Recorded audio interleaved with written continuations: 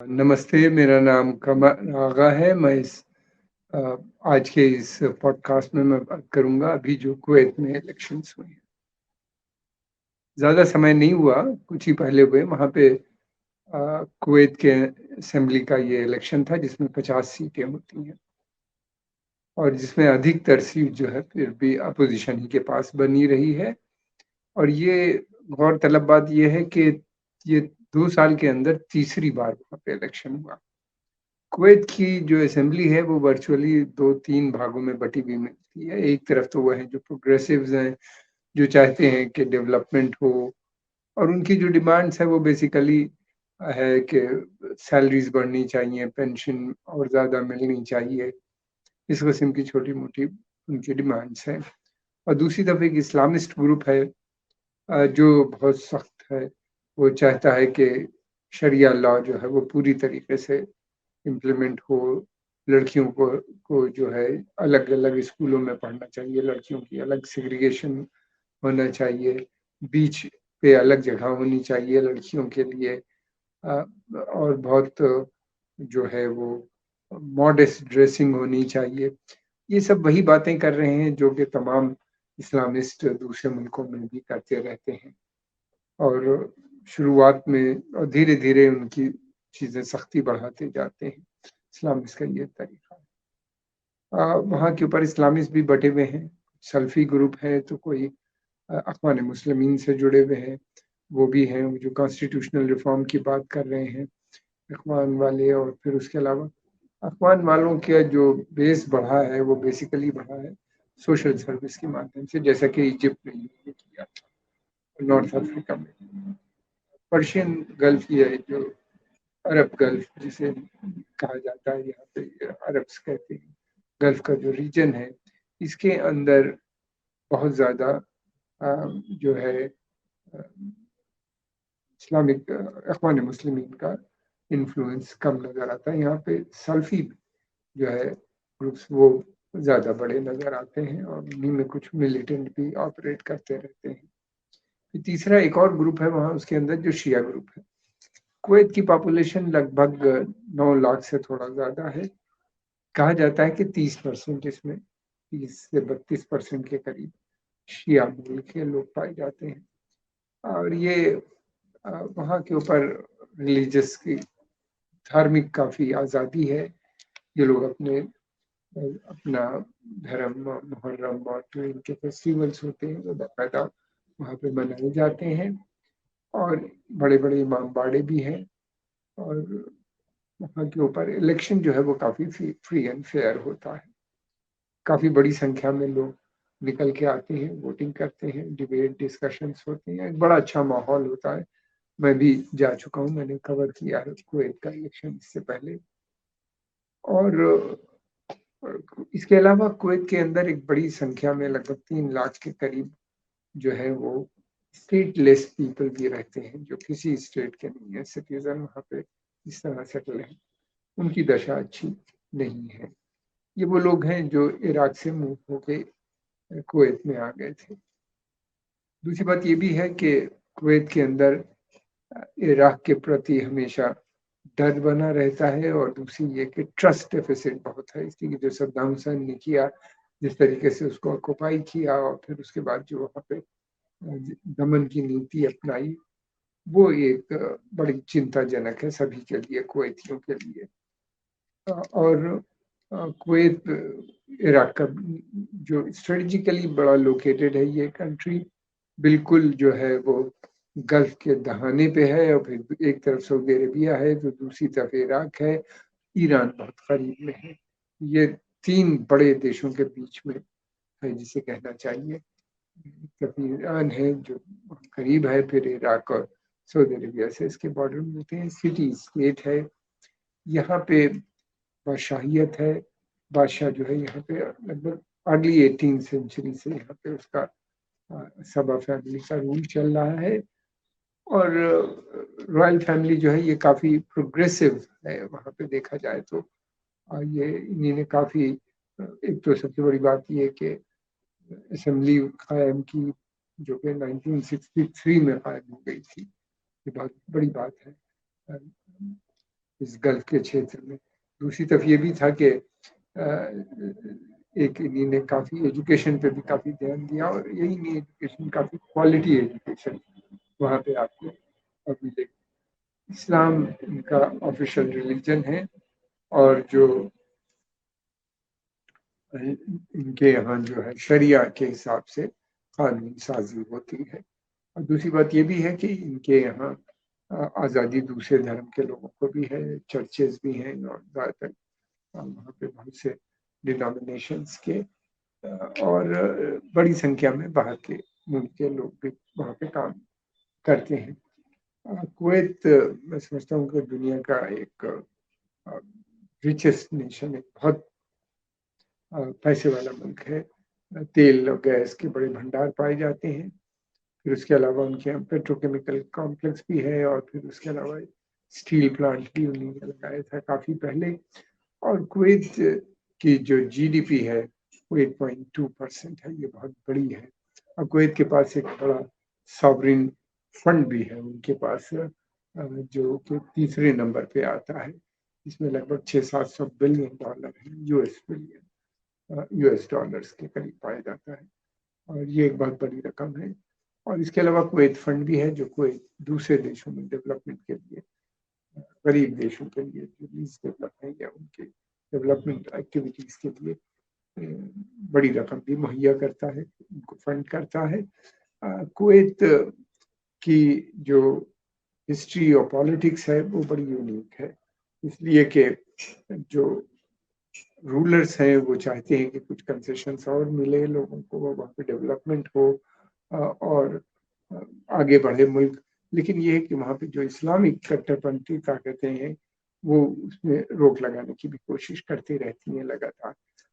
Kuwait के अंदर women movement भी काफ़ी स्ट्रांग है और औरतें भी अपनी लड़ाई के बराबर लड़ती हैं, उनको भी वोटिंग हक हासिल हो चुका है और बड़ी संख्या में वो वोट डालती हैं। उनके पार्लियामेंट में भी रिप्रेजेंटेटिव, पिछली पार्लियामेंट में 2 थी, इस दफे एक वीमेन रिप्रेजेंटेटिव है जो वीमेन इश्यूज के बारे में चैंपियन करता है।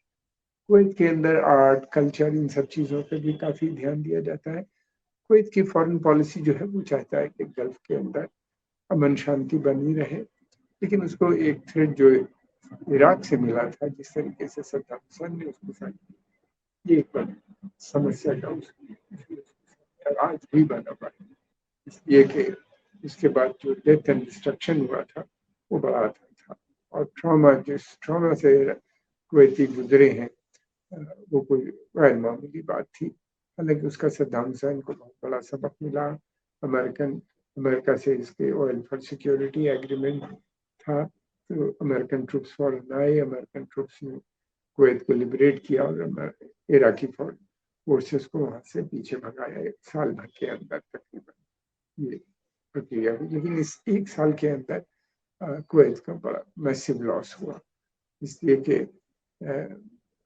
खैरियत उनका प्लान तो कुवैत का ये था कि जो उस समय रूलर थे उनको, किंग जो थे उनको अरेस्ट करके वहां पे ले जाना और वहां पे रखने का था उनका प्लान। क्या करते, लेकिन ये कि वो अपनी जान बचा के सऊदी अरेबिया में उन्होंने शेल्टर ले लिया। लेकिन आम जनता के साथ बहुत व्यवहार हुआ वहाँ के ऊपर। उनकी म्यूजियम जो थी बहुत बड़ी, उसको भी इन लोगों ने लूट लिया सद्दाम हुसैन के फोर्सेस में। बड़ी बड़ी चीजें जो थी वो लोग, यही नहीं बल्कि उनके यहाँ की जो कारें थी पुरानी, उन कारों तक को वो वहां से उठा ले गए।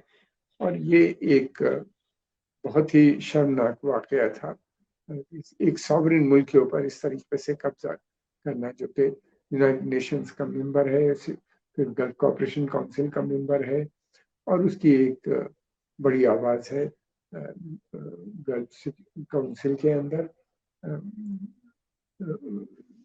इस तरीके से देखा जाए तो जो उसके साथ अब ये है कि कुवैत को चिंता रहती है, ये छोटे देश हैं, ये इन्हीं ने जो कुछ भी डेवलपमेंट था कुवैत के अंदर वो डेवलपमेंट पे ये ज्यादा ध्यान दे रहे थे, ना कि पुलिस और फोर्स और मिलिट्री को बड़ा गठन करें, इसलिए कि इनके पास जो थी ह्यूमन रिसोर्सेस कम होने की वजह से। लेकिन ये था कि इनके अलायंसेस थे दूसरे देशों से और पास के अरब देशों से भी, और फिर उसके अलावा अमेरिका से भी था जिसने इनको पूरी मदद की।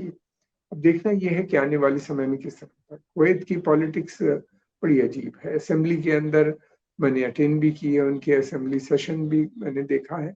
लड़ाई झगड़े बहुत होते हैं और कानून साजी पे कम ध्यान नहीं दिया जाता। इन लड़ाई झगड़ों की वजह से बहुत सी चीज़ें तय नहीं हो पाती जो चाहती हैं। कुवैत में जो इलेक्टेड गवर्नमेंट होती है इसकी पावर लिमिटेड है, लेकिन अच्छी खासी है इन द सेंस कि ये बहुत सी चीज़ों में अपना योगदान दे सकते हैं, खासतौर से डेवलपमेंट या प्रोग्रेस के मामले में। लेकिन ऐसा नहीं, बाधा रहती है। प्राइम मिनिस्टर और गवर्नमेंट को किंग अपॉइंट करता है वहाँ पे के ऊपर, और फिर उसके अलावा जुडिशरी भी जो है वो भी जो है वहाँ पे बादशाह नॉमिनेट करता है उसमें भी। तो इस तरह से देखा जाए तो वहाँ पे एक कुवैत का कहना ये है, कुवैतियों से जब मैंने बात की तो उनका कहना ये है कि एब्सोल्यूट आज़ादी मिलने से मुल्क के अंदर प्रॉब्लम भी खड़ी हो सकती है, इसलिए अभी सोसाइटी इतनी यूरोप की तरह इतनी मैच्योर नहीं हो पाई है। ट्राइबल सिस्टम, ट्राइबल जो वैल्यूज़ हैं वो अभी भी काफ़ी डीप रूटेड हैं, और ये एक टसल है कुवैत के अंदर ट्राइबल वर्सेस अर्बन के बीच के अंदर। अर्बन जो पॉपुलेशन है वो चाहती है कि उसको लिबरल सेटअप हो, वहाँ पे और ज़्यादा तरक्की हो, और लेकिन ऐसा जो ट्राइबल दूसरी तरफ है वो चाहते हैं कि कंजर्वेटिज्म को प्रिजर्व किया जाए, जो उनके पुराने ट्रेडिशन है जो चलते चले आ रहे हैं उन पर जोर देना, और वो एक कट्टरपंथी धार्मिक निज़ाम भी लगाना चाहते हैं। ये इस टसल के चलते हुए कुवैत को का जितना पोटेंशियल है उसका सही तरीके से नहीं इस्तेमाल हो पाता। इसी के कुवैत के अंदर एक बड़ी संख्या में पढ़े लिखे लोग हैं जो बाहर से भी पढ़ के आए हैं, और उनकी यूनिवर्सिटीज़ का भी स्टैंडर्ड बहुत अच्छा है, और वहाँ के ऊपर रिसोर्सेज की कमी है, ह्यूमन रिसोर्सेज की कमी है। भारत से और पाकिस्तान और दूसरे देशों से तो मैंने देखा कि बड़ी संख्या में लोग वहाँ जाके काम करते हैं, वहाँ के डेवलपमेंट में इन्वॉल्व हैं।